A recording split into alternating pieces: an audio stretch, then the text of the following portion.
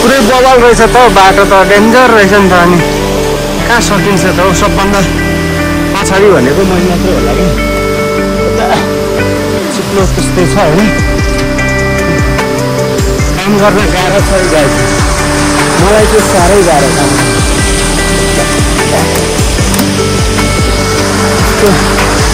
हुनुपर्छ कि त्यहाँ बाटो बनाउँदै हुनुहुन्छ हाम्रो दाइले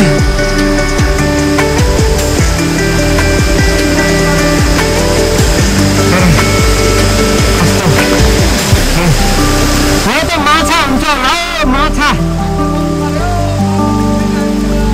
मार्दिन त अब बस्नु पर्छ नि सर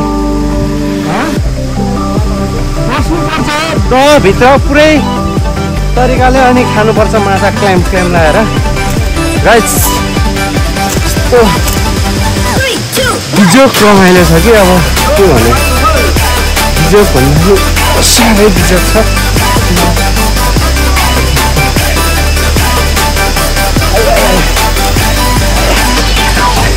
माउन्टेन एभरेस्टमा चढ्न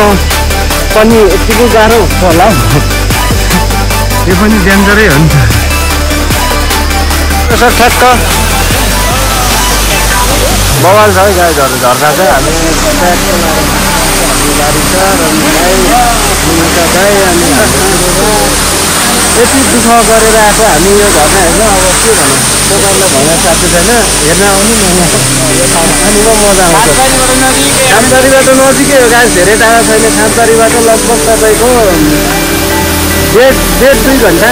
गाइडको लागि हाम्रो गाई हुनुहुन्छ गाइडको लागि होइन हामीलाई गाइड गरेर ल्याउनु भएको खामबारीबाट त्यस्तो धेरै टाढा छैन लगभग 1.5 घन्टा 2 घन्टाको नजिकै हो गाइडहरू अब यो गइरहे भन्ने भने चाहिँ तपाईँको 15 मिटर 16-17 मिटर छ अरे होइन अनि अब झर्ना चाहिँ बवाल छ पुरै कडा देखिन्छ झर्ना चाहिँ अनि हामी पनि कडा बाटो चाहिँ यस्तो छ बाटो चाहिँ गाइड डेन्जर छ झर्ना चाहिँ बब्बाल छ पुरै वाटर ब्युटिफुल दामी छ झर्ना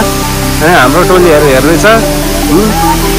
गाइडलाई अनि त्यसपछि हाम्रो दारी सर चाहिँ कडा परिकारले पौडी खेल्नुहुन्छ अहिले